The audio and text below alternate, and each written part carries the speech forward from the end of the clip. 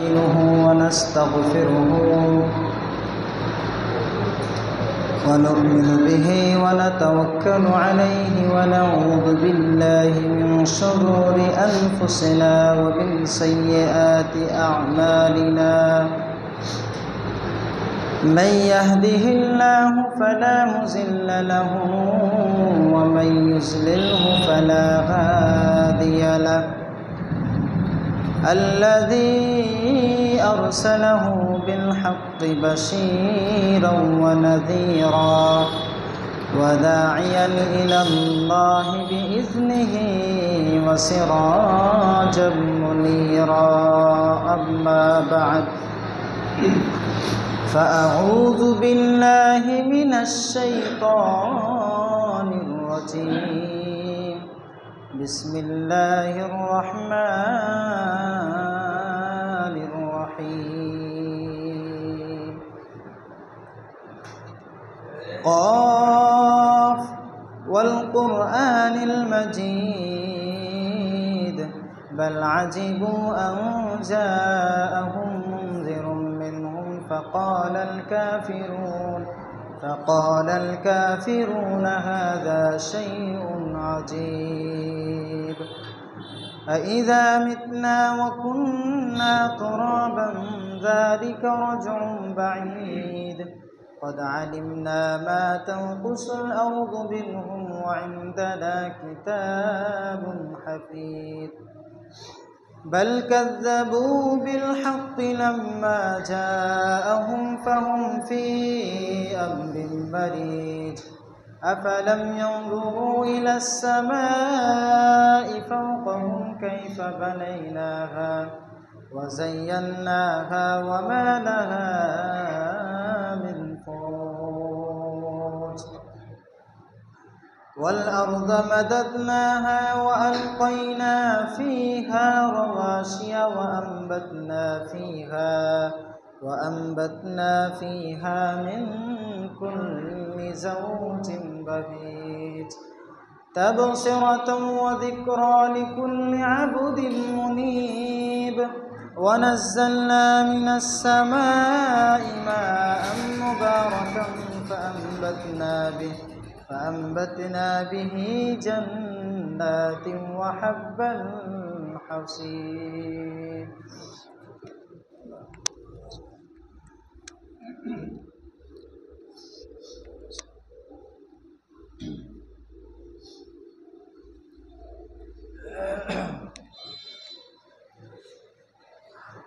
نحمده ونصلي على رسوله الكريم أما بعد فأعوذ بالله من الشيطان الرجيم بسم الله الرحمن الرحيم والفجر وليال عشر القرآن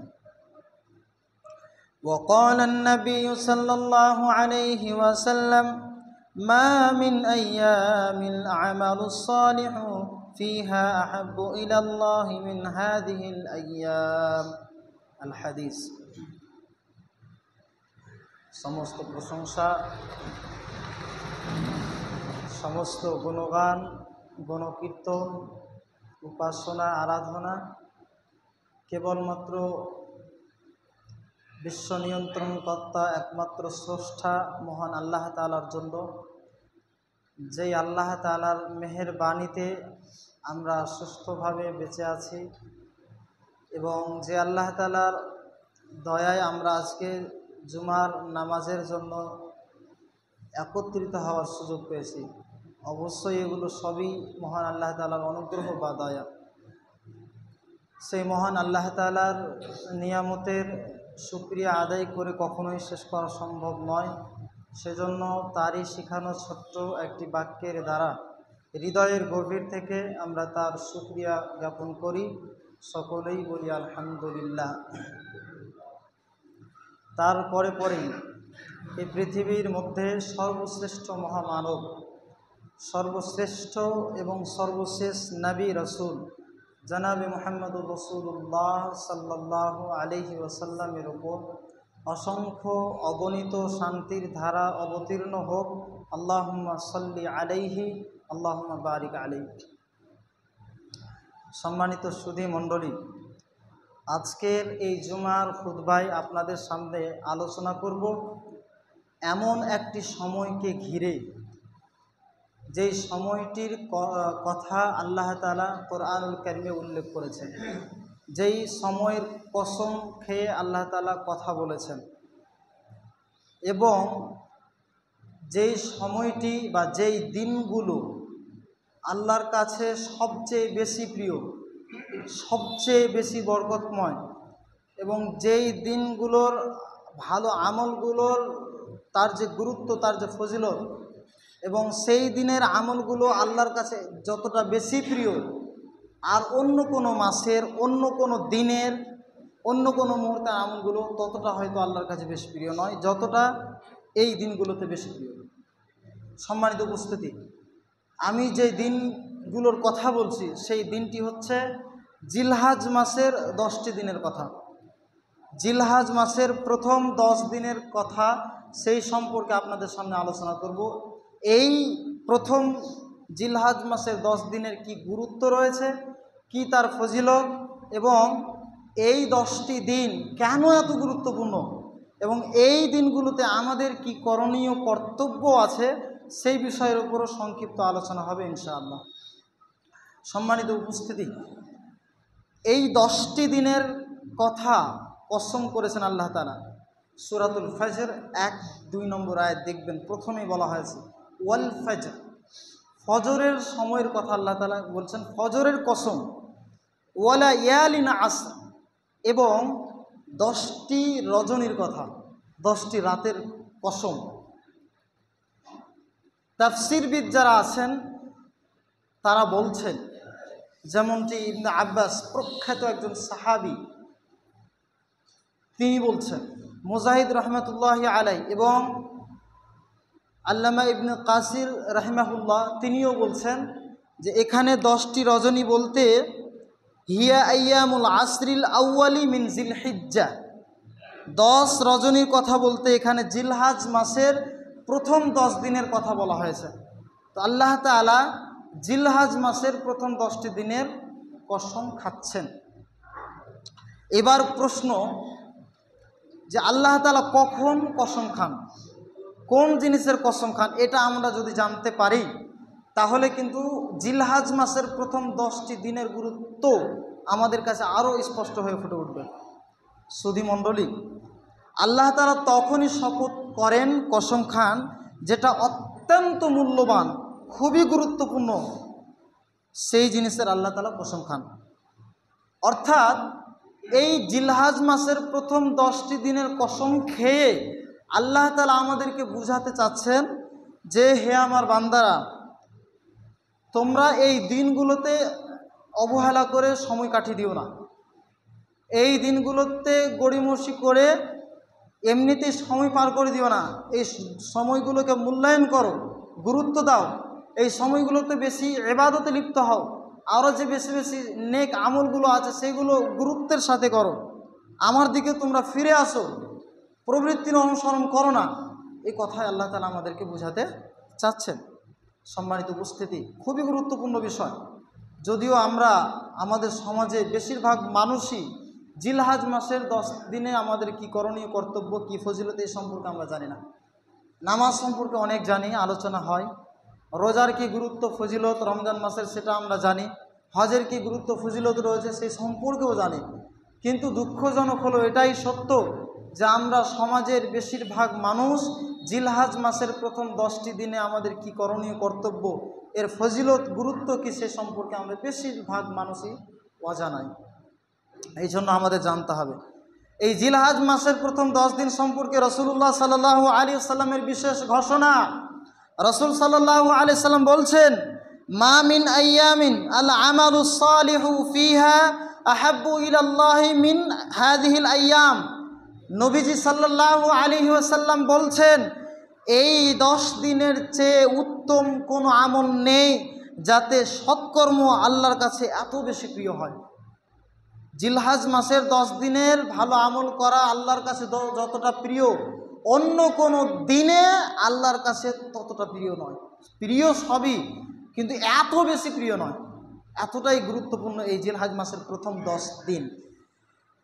সাহাবায়ে কেরামগণ জিজ্ঞাসা করলেন, ইয়া রাসূলুল্লাহ, জিহাদও নয় কি? আল্লাহর কাছে সবচেয়ে বেশি প্রিয় জিহাদও নয় কি? নবীজি বললেন, ওয়ালাল জিহাদু ফি সাবিলিল্লাহ, না, আল্লাহর পথে জিহাদও নয়। ইল্লা রাজুলুন, তবে ওই ব্যক্তি ছাড়া, ওই ব্যক্তির কথা ভিন্ন, যে ব্যক্তি খারাজা বিনাফসিহি ওয়া মালিহি, যে তার জানমাল নিয়ে আল্লাহর রাস্তায় বের হয়েছে সংগ্রাম করার জন্য, জিহাদ করার জন্য, ফালাম ইয়ারজি মিন যালিকা বিশাইইন, কিন্তু সে আর কোনো কিছুই নিয়ে ফিরে আসে না। অর্থাৎ যুদ্ধে গিয়েছে, মারা গিয়েছে, শহীদ হয়ে গিয়েছে, তার ব্যাপারটা ভিন্ন, তার মর্যাদা একেবারে সবার উপরে, কিন্তু সেই ব্যক্তির চেয়েও বেশি প্রিয় আমলটা জিলহজ মাসে 10 দিন। কোন ব্যক্তি?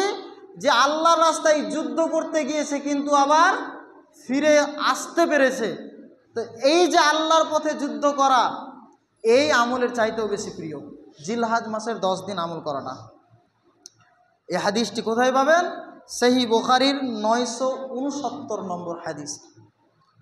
তাহলে একটু ভাবুন, অবাক হই, সুবহানাল্লাহ, যে জিলহজ মাসের প্রথম 10 দিনের একটি নফল নামাজ, একটি মাত্র সিয়াম, একটি দান, একটি কোরআন তেলাওয়াত, কিংবা একটু আল্লাহর ভয়ে চোখ থেকে জল ঝরানো, কান্না করা, এগুলোর প্রত্যেকটা আমল আল্লাহর কাছে জিহাদ করার চাইতেও বেশি বড়। তাহলে এই মাসে আমাদের কেমনভাবে প্রথম 10টা দিন কিভাবে এবং কতটা গুরুত্বের সাথে কাটানো দরকার, আমরা আশা করছি স্পষ্টভাবে বুঝতে পারছি। সম্মানিত উপস্থিতি, এবার যে পয়েন্টের উপর আলোচনা করব সেটা হচ্ছে এই 10টি দিনের, জিলহজ মাসের 10টি দিনের বৈশিষ্ট্য কি, কেন এত তার গুরুত্ব, এত মাহাত্ম্যপূর্ণ কেন এই 10টি দিন। জিলহজ মাস অন্যান্য মাসের চেয়ে বা অন্যান্য সময়ের চেয়ে মহান হওয়ার কতগুলো কারণ আছে।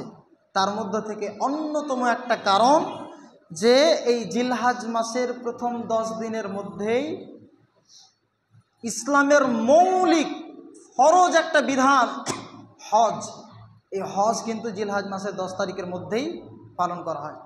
পৃথিবীর বিভিন্ন প্রান্ত থেকে, বিভিন্ন দেশ থেকে মানুষ লক্ষ লক্ষ টাকা খরচ করে মক্কায় গিয়ে হজ করে আসে। যারা বিত্তশালী মানুষ তাদের উপর হজ ফরজ। এই গুরুত্বপূর্ণ ইবাদতটি জিলহজ মাসের প্রথম 10 দিনের মধ্যেই হয়ে থাকে। দ্বিতীয় যেটা কারণ এই 10টি দিন গুরুত্বপূর্ণ হওয়ার, সেটা হচ্ছে এই 10 দিনের মধ্যে ইয়াউমুল আরাফা, ইয়াউমে আরাফা, আরাফার রোজা আছে, আরাফার দিন আছে। যে আরাফার দিনের রোজা রাখার কথা বলা হয়েছে, একটি রোজা 9 জিলহিজ্জা, অর্থাৎ ঈদের আগের দিন, সেই দিনটাই হচ্ছে 9 জিলহিজ্জা। সেই জিলহজ মাসের 9 তারিখ যদি রোজা রাখা যায়, সেই রোজা রাখার ব্যাপারে রাসূল সাল্লাল্লাহু আলাইহি ওয়াসাল্লাম বলছেন, আইয়ুকাফিরুস সানাতা আল্লাতী ক্বাবলাহু ওয়াস সানাতা আল্লাতী বা'দা।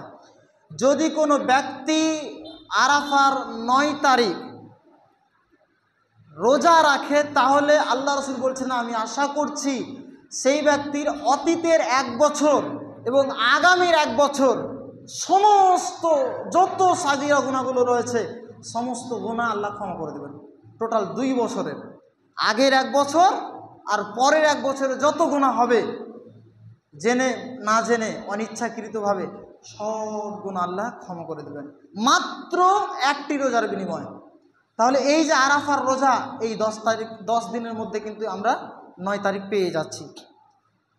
3 নম্বর যেটা এই 10টি দিন গুরুত্বপূর্ণ হওয়ার কারণ, 10 জিলহজ কোরবানির দিন, তাকওয়া অর্জনের একটা দিন। যে এই 10 তারিখ আমরা ঈদুল আজহা পালন করি, এই দিনে আমরা কোরবানি করি। আল্লাহর রাস্তায় আমাদের সাধ্য মতো যেটা সবচাইতে বেশি ভালো পশু আমরা কিনতে পেরেছি, সবচাইতে দামি জিনিসটা আমরা আল্লাহর সন্তুষ্টির জন্য আমরা কুরবানি করি। নবী ইব্রাহিম আলাইহিস সালামকে স্মরণ করে, যে নবী ইব্রাহিম আলাইহিস সালাম আল্লাহর সন্তুষ্টির জন্য তার সন্তানকে কুরবানি করতে দ্বিধাবোধ করেননি, পিছুপা হননি, এবং তার সন্তানেরও যে ত্যাগ, নিজের জীবনকে পরোয়া না করা আল্লাহর সন্তুষ্টির জন্য, এই স্মরণেই কিন্তু আমরা কুরবানি নামক মহান ইবাদতটি আমরা করে থাকি। এই কুরবানি করা এটা ছোটোখাটো একটা ইবাদত নয়, খুবই গুরুত্বপূর্ণ এবং বড় একটি ইবাদত। এই জিলহজ মাসের 10 দিনের প্রথম 10 দিনের মধ্যে কিন্তু এই 10 তারিখ এই জিলহজ মাসের আমরা কুরবানি কিন্তু আমরা করে থাকি। এই জন্যও কিন্তু এই জিলহজ মাস এত গুরুত্বপূর্ণ। তারপরে আরও একটা যেটা কারণ, যে ইসলামের মৌলিক যে ইবাদতগুলো রয়েছে, আপনি জিলহজ মাসের এই প্রথম 10টি দিনের সবগুলো আপনি মোটামুটি পেয়ে যাচ্ছেন। নামাজ পেয়ে যাচ্ছেন, রোজা পেয়ে যাচ্ছেন, বিশেষ করে আরাফার রোজা তো আছেই, এটা আপনি পেয়ে যাচ্ছেন। এছাড়াও বেশি বেশি দান সাদাকা করা, আপনি সব কিছু পেয়ে যাচ্ছেন। আপনি অন্যান্য মাসগুলো দেখেন, সবগুলো একসাথে পাবেন না। রমাজান মাসটাকে একটু খেয়াল করুন, খুবই গুরুত্বপূর্ণ যদিও, তারপরে কিন্তু আপনি সব মৌলিক ইবাদত পাচ্ছেন না। আপনি নামাজ পাচ্ছেন, রোজা পাচ্ছেন ঠিক, কিন্তু হজ আপনি সেখানে পাচ্ছেন না। আপনি হজকে সেই মাসে একত্রিত করতে পারবেন না, কিন্তু এই জিলহজ মাসের প্রথম 10টা দিন এমনই গুরুত্বপূর্ণ দিন যে সব ইবাদত মৌলিকগুলো একত্রিত করা যায়। হজ হবে, রোজা হবে, নামাজ হবে, আরও দান সাদাকা এগুলোও হবে। সম্মানিত উপস্থিতি, এছাড়াও আরও গুরুত্বপূর্ণ হওয়ার কারণ হচ্ছে এই দিনগুলোতে আমি আপনি যা কিছু আল্লাহর কাছে দোয়া করব, সেই দোয়াগুলো কবুল হওয়ার সম্ভাবনা বেশি এই 10টি দিন। এই সমস্ত কারণে জিলহজ মাসের এই 10টি দিন খুবই গুরুত্বপূর্ণ। সম্মানিত উপস্থিতি, আমরা যেহেতু জিলহজ মাসের প্রথম 10টি দিনের গুরুত্ব সম্পর্কে জানলাম, এবার আমাদের অবশ্যই যেটা আমাদের জানা দরকার, এই 10টি দিনে আমরা কি আমল করব, কিভাবে কাটাবো, কিভাবে এই 10টি দিনের আমরা মূল্যায়ন করব, সেই বিষয়ের উপর আমাদের আলোচনার প্রয়োজন আছে। যাই হোক, এবার আমি সংক্ষিপ্তভাবে অল্প সময়ের মধ্যে এক এক করে পয়েন্টে পয়েন্টে আলোচনা করব এই 10টি দিনের মধ্যে আমাদের কি করা যেতে পারে। সুধী মণ্ডলী, আমাদের প্রথম যেটা করণীয় কর্তব্য সেটা হচ্ছে আত-তাওবাতু ওয়াল ইস্তিগফার, যে তাওবা এবং ইস্তিগফার করা, ক্ষমা প্রার্থনা করা আল্লাহর কাছে। তাওবা বলতে এমন কথা এবং কাজ, যেই কথা কাজের মাধ্যমে আল্লাহ তাআলা অসন্তুষ্টি হন, সেই কথা কাজ থেকে ফিরে আসা, সেই কথা কাজগুলোকে বর্জন করা, এটাই হচ্ছে তাওবা। আপনি যেই সমস্ত হারাম কাজে লিপ্ত ছিলেন, কিংবা আল্লাহ তাআলার আদেশ আপনি মানছেন না, নামাজ পড়েননি এতদিন ধরে হয়তো, তো এই আল্লাহর অবাধ্য হওয়ার জন্য আন্তরিকভাবে লজ্জিত হওয়া, ছোট হওয়া, আল্লাহর কাছে ক্ষমা প্রার্থনা করা, চোখের জল ঝরানো, এবং যেই পাপে আমি আপনি এতদিন লিপ্ত ছিলাম, আগামীতে সেই পাপ না করার জন্য দৃঢ় প্রতিজ্ঞাবদ্ধ হওয়া, এটাই হচ্ছে তাওবা। সম্মানিত উপস্থিতি, জিলহজ মাসের প্রথম 10 দিনে আমাদের প্রথম যেটা কাজ সেটা হচ্ছে আত-তাওবাতু ওয়াল ইস্তিগফার, তাওবা এবং ইস্তিগফার করা বেশি বেশি করে, নিজের অপরাধের জন্য, গুনাহের জন্য আল্লাহর কাছে বেশি বেশি করে ক্ষমা চাওয়া। আল্লাহুম্মা তুব আলাইনা তাওবাতান নাসুহা, হে আল্লাহ তুমি আমাদেরকে কবুলযোগ্য তাওবা করার তৌফিক দান করুন, আমরা সকল বলি আমিন। দ্বিতীয় যেটা আমাদের কাজ সেটা হচ্ছে আসিয়াম, নফল রোজা রাখা। হাদিসে এসেছে রাসূলুল্লাহ সাল্লাল্লাহু আলাইহি সাল্লাম একাধারে 1 থেকে একদম 9 জিলহজ পর্যন্ত টানা একই রকম রোজা রাখতেন। আমাদেরও রাসূল সাল্লাল্লাহু আলাইহি সাল্লামের উম্মত হিসেবে কর্তব্য হচ্ছে যথাসম্ভব এই 10টি দিন, মানে প্রথম 9টি দিন পর্যন্ত রোজা রাখা। যেহেতু ঈদুল আজহা 10 জিলহজ, এই দিনে রোজা রাখা হারাম, এই দিনে রোজা রাখা যাবে না। তো 9 জিলহজ পর্যন্ত আমরা একই রকম টানা রোজা রাখার চেষ্টা করতে পারি। যদি একই রকম টানা রোজা নাও রাখতে পারি, যতটা সম্ভব হয়, জয়টা সম্ভব হয়, 7টা 8টা 5টা 3টা জয়টাই আপনার আমার সম্ভব হবে, সর্বোচ্চটুকু দিয়ে চেষ্টা করব এই মাসের প্রথম 10টি দিনে 9টি দিনে আমরা রোজা রাখা। তারপরেও মনে করেন যে আপনি পারলেন না রোজা রাখতে, কাজের ব্যস্ততার কারণে হোক বা কোনো কারণে সমস্যার কারণে হোক, অসুস্থতার কারণে হোক, তারপরেও আমরা চেষ্টা করব বিশেষভাবে 9 জিলহজ আরাফার যে রোজা, ঈদের আগের দিন সেই রোজাটা যেন আমরা কেউ না ছাড়ি। কেন? কারণ এর ফজিলত সম্পর্কে ইতিপূর্বে আমরা জানলাম যে একটি মাত্র রোজা রাখলে আমরা বিগত 1 বছরের আমাদের যা গুনাহ অপরাধ হয়েছে এবং আগামী 1 বছর যত আমাদের গুনাহ অপরাধ হবে সমস্ত অপরাধগুলোকে আল্লাহ তাআলা ক্ষমা করে দেবেন। ইতিপূর্বে আমরা হাদিসটি জানলাম। কাজেই বুদ্ধিমান মানুষের পরিচয় হচ্ছে যখনই কোনো অফার পাবে, কোনো সুযোগ পাবে সেটাকে লুফে নেবে। আল্লাহ আমাদেরকে এটা বিশেষ একটা অফার দিয়েছেন, সুযোগ দিয়েছেন, এই অফার আমরা হাতছাড়া করব না। আমরা সবাই চেষ্টা করব বিশেষ করে আরাফার দিন যেন রোজা মিস না হয়। আল্লাহ তাআলা আমাদের সকলকেই অন্ততপক্ষে আরাফার দিন যেন রোজা রাখার তৌফিক দান করেন, আমরা সবাই বলি আমিন। 3 নম্বর যেটা করণীয় আমাদের সেটা হচ্ছে আযজিকর, বেশি বেশি করে জিকিরের আমলটা আমাদেরকে করতে হবে। জিকির, আজকার, তাসবিহ, তাহলিল আমাদেরকে বেশি বেশি করে পাঠ করতে হবে। সুবহানাল্লাহ, আলহামদুলিল্লাহ, লা ইলাহা ইল্লাল্লাহ, আল্লাহু আকবার, আস্তাগফিরুল্লাহ, এই দোয়াগুলো আমাদেরকে বেশি বেশি করে পাঠ করা দরকার। বাড়িতে, রাস্তাঘাটে, বাইরে যখন চলবো, কোনো কাজকর্মের সঙ্গে জড়িয়ে আছে, একটু অবসর সময় পেলাম, সেই সময় এই ছোট্ট ছোট্ট দোয়াগুলো আমরা আমল করতে পারি, আমাদের কোনো সমস্যা হবে না, সমস্যা না হওয়ারই কথা। এই জন্য আমরা জিলহজ মাসের প্রথম 10টি দিন আমরা অত্যন্ত মূল্যায়ন করবো আর কি। অবহেলার সাথে, গাফলতিতে আমাদের এই সময়গুলো যেন কেটে না যায়, এই দিকটা আমাদের খুব সজাগ থাকতে হবে।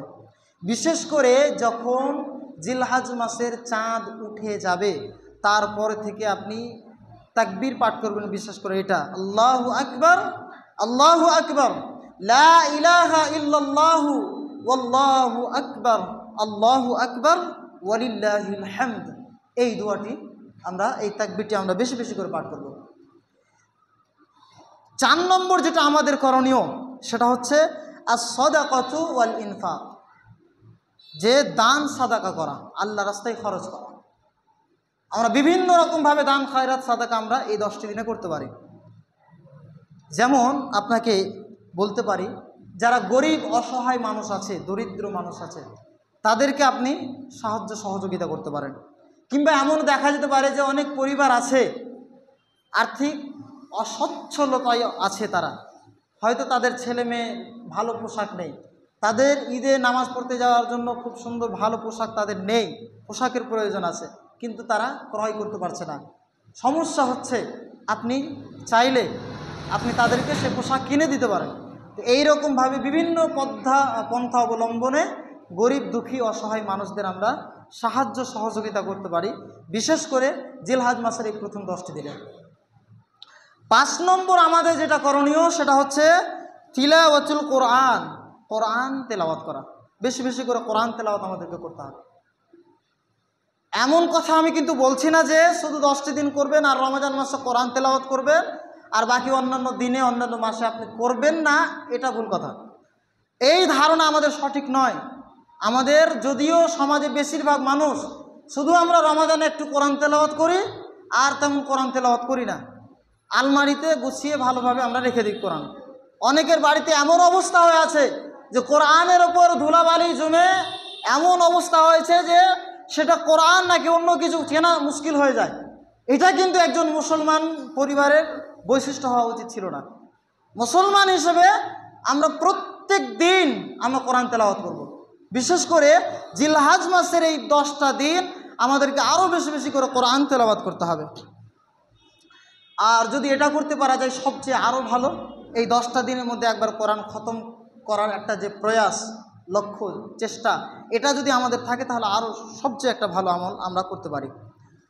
6 নম্বর যেটা জিলহজ মাসের প্রথম 10 দিনের মধ্যে করণীয় একটা 6 নম্বর কাজ, কিয়ামুল লাইলি, রাত্রি জাগরণ করা, তাহাজ্জুদ আদায় করা।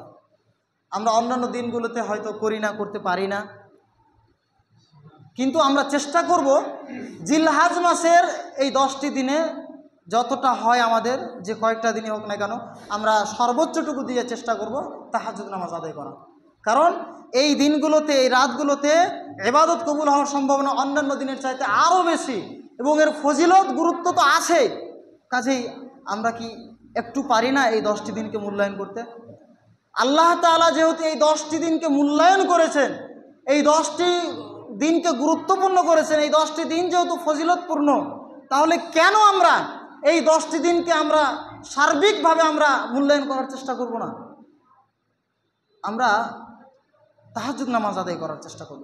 এবং তাহাজ্জুদ নামাজ এমন একটা নামাজ যে এমনি নামাজগুলো যখন আমরা পড়ি, 5 ওয়াক্ত নামাজ, সুন্নত নামাজ বলেন, ফরজ নামাজ বলেন, নফল বলেন, এমনি নামাজ আদায় করতে গেলেও কি হয়, আমাদের মধ্যে না চাইতেও অনেক সময় লৌকিকতা চলে আসে, লোক দেখানো আমল অনেক সময় চলে আসে, যে লোক আমাকে দেখবে, আমাকে নামাজি বলবে, বা আমার প্রশংসা করবে, আমাকে ভালো মনে করবে, ইত্যাদি ইত্যাদি। অনেক সময় অজান্তেই অনিচ্ছাকৃতভাবে লোক দেখানো আমল এরকম চলে আসে। কিন্তু তাহাজ্জুদ নামাজটা এমনই একটা নামাজ যেটাতে লোক দেখানোর ব্যাপারটা আসবে না। সারা রাত মানুষ ঘুমাচ্ছে, নীরব একটা পরিবেশ, জেগে নেই কেউ, এমন সময় আপনি রাত্রের শেষ ভাগে আরামের ঘুমকে বিসর্জন দিয়ে উজু করে আপনি নামাজে আল্লাহর সামনে দাঁড়াবেন, খুব মনোযোগ দিয়ে, খুব ধ্যান দিয়ে আল্লাহর সামনে দাঁড়াচ্ছেন, নামাজ পড়ছেন, আল্লাহর সঙ্গে আপনার সম্পর্ক, আল্লাহর ধ্যানে মনোযোগ, আপনি নামাজ শেষেও ধরুন আল্লাহর কাছে ক্ষমা চাইছেন, কান্নাকাটি করছেন, পৃথিবীর কেউ জানছে না, আল্লাহর আপনি এতটাই নিকটবর্তী হয়ে গেছেন। এই যে তাহাজ্জুদ নামাজের যে একটা স্বাদ, এই স্বাদ মুমিন ব্যক্তি ছাড়া কেউ অনুভব করতে পারবে না। এতই এর মিষ্ট স্বাদ বর্ণনা করা যাবে না। যারা আমল প্র্যাকটিক্যালি এটা করবে তারাই বুঝতে পারবে যে আরামের ঘুম বিসর্জন করে দিয়ে তাহাজ্জুদ সালাত আদায় করা এটা কত সুন্দর একটা আমল, এবং কত ভালো লাগে, এর কত স্বাদ সুন্দর লাগে, এটা সেই ব্যক্তি বুঝতে পারবে যে আমলটা করবে। আমরা প্রতিদিন না হলেও সর্বোচ্চটুকু দিয়ে চেষ্টা করব, এই 10টি দিনে না হলেও 2-1টা দিনেও আমরা চেষ্টা করব তাহাজ্জুদ নামাজ আদায় করার। এমনিতেও তো আছে, আল্লাহ তাআলা যেমন কোরআনুল কারিমে বলেছেন, হাদিসে রাসূল সাল্লাল্লাহু আলাইহি ওয়াসাল্লাম তো বলেছেন, কোরআনুল কারিমে স্বয়ং আল্লাহ তাআলা মুমিনদের গুণাবলী উল্লেখ করতে গিয়ে এক পর্যায়ে মুমিনদের একটা গুণ বর্ণনা করছেন যে ওয়াবিল আসহারিহুম ইস্তাগফিরুন। মুমিনদের একটা গুণ যে তারা শেষ রাতে আল্লাহর কাছে ক্ষমা চায়, ইস্তিগফার করে।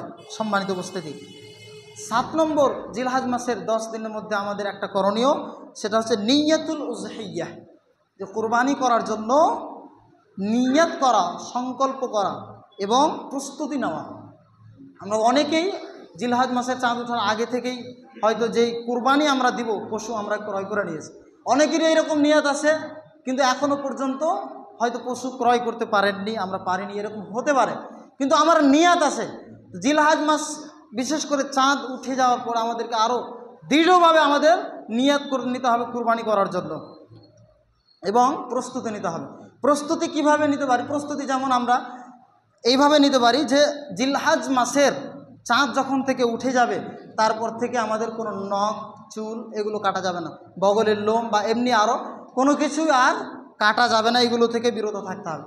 কোনো ওলামায়ে কেরামগণ বলেছেন, এবং খুবই গুরুত্বের সাথে বলেছেন, যে জিলহজ মাসের চাঁদ যখন উঠে যাবে, যে ব্যক্তি কুরবানি দেওয়ার নিয়ত করেছে বা কুরবানি দেবে, সে যেন চুল নখ না কাটে, এটা তার জন্য হারাম, কাটতে পাবে না, বাধ্যতামূলক। এটা রাসূলুল্লাহ সাল্লাল্লাহু আলাইহি সাল্লাম হাদিসের মধ্যে বলেছেন, ইজা দাখালাতিল আসর, যখন জিলহজ মাসের প্রথম দশক শুরু হয়ে যায়, ও আরাদা আহাদুকুম আন ইউযাহি, এবং তোমাদের কেউ কুরবানি করার ইচ্ছা করে, ফালা ইয়াখুয মিন শারিহি ওয়ালা মিন বাশারিহি শাইআ, তাহলে সে যেন তার চুল বা শরীরের কোনো কিছু, যেমন নখ, চামড়া এগুলো ইত্যাদি কেউ না কাটে। হাদিস সহিহ মুসলিম 1977 নম্বর হাদিস। এই হাদিস আমাদেরকে শিক্ষা দিচ্ছে, যে ব্যক্তি কুরবানি দিতে চায় তার জন্য প্রথম জিলহজ থেকে কুরবানির দিন পর্যন্ত চুল, নখ, ত্বক ইচ্ছাকৃতভাবে না কাটাই উত্তম। অনেকেই এটাকে ওয়াজিব পর্যন্ত বলেছেন। যাই হোক, যদিও আমরা ওয়াজিব না বলতে পারি, কিন্তু ওয়াজিব না হলেও এটা অত্যন্ত গুরুত্বপূর্ণ, অনুসরণযোগ্য রাসূলুল্লাহ সাল্লাল্লাহু আলাইহি ওয়াসাল্লামের একটি সুন্নাত। এছাড়াও এই চুল, নখ এগুলো না কাটার মাধ্যমে আমরা এক ধরনের প্রতীকী কুরবানি বা কুরবানির সম্মান প্রদর্শন আমরা দেখাতে পারি। এটা যাই হোক, আলোচনার সময় শেষ হয়ে গেছে। সর্বোপরি আমি এতটুকুই আপনাদেরকে বলতে চাই যে দেখুন, আমরা দুনিয়াতে সফল হওয়ার জন্য, ব্যবসা বাণিজ্য সফল হওয়ার জন্য, কিংবা যে সমস্ত শিক্ষার্থী আছে যারা চাকরির পরীক্ষার জন্য কত প্রস্তুতি নেয়, কত সময় বিনিয়োগ করে, রাত জেগে পরিশ্রম করে, অনেক সময় তারা ব্যয় করে, কেন? ভালো একটা চাকরি পাওয়ার আশায়, ব্যবসায় সফল হওয়ার জন্য, দুনিয়াতে সুখী হওয়ার জন্য আমরা অনেক সময় বিনিয়োগ করতে পারি, অনেক চিন্তা ভাবনা করি, অনেক পরিশ্রম করি। কিন্তু জান্নাত যেটা অত্যন্ত মূল্যবান, জান্নাতের একটা ইট সারা পৃথিবীর সমস্ত কিছু বেচে দিয়েও একটা ইট কেনা সম্ভব নয়। সেই মূল্যবান জান্নাত যদি আমরা পেতে চাই, সেই মূল্যবান জান্নাত, যেই জান্নাত আবাসস্থলটা হচ্ছে চিরস্থায়ী জীবন, সেই জীবনে জান্নাত অর্জন করার জন্য, এমন মূল্যবান একটা জায়গা পাওয়ার জন্য আমাদের কি উচিত নয় আল্লাহর জন্য সময় বরাদ্দ করা, আল্লাহর জন্য একটা সময় ব্যয় করা? আমাদের কি উচিত নয় আল্লাহ তাআলার আদেশ নিষেধগুলোকে মান্যতা দেওয়া, মূল্যায়ন করা? বিশেষ করে এই 10টি দিন কেন আমরা অবহেলার সাথে কাটাবো? আসুন এই 10টি দিনকে আমরা অত্যন্ত গুরুত্বের সাথে অতিবাহিত করি। আল্লাহ তাআলা আমাদের সকলকে যেন এই 10টি দিন ভালোভাবে মূল্যায়ন করার তৌফিক দান করেন। আমরা সকল বলি আমিন। আল্লাহুম্মা সাল্লি আলা মুহাম্মদ ওয়া আলা আলি মুহাম্মদ কামা সাল্লাইতা আলা ইব্রাহিম ওয়া আলা আলি ইব্রাহিম ইন্নাকা হামিদুম মাজিদ। আল্লাহুম্মা বারিক আলা মুহাম্মদ ওয়া আলা আলি মুহাম্মদ কামা বারাকতা আলা ইব্রাহিম ওয়া আলা আলি ইব্রাহিম ইন্নাকা হামিদুম মাজিদ। সুবহানা রাব্বিকা রাব্বিল ইজ্জাতি আম্মা ইয়াসিফুন ওয়া সালামুন আলাল মুরসালিন ওয়ালহামদুলিল্লাহি রাব্বিল আলামিন।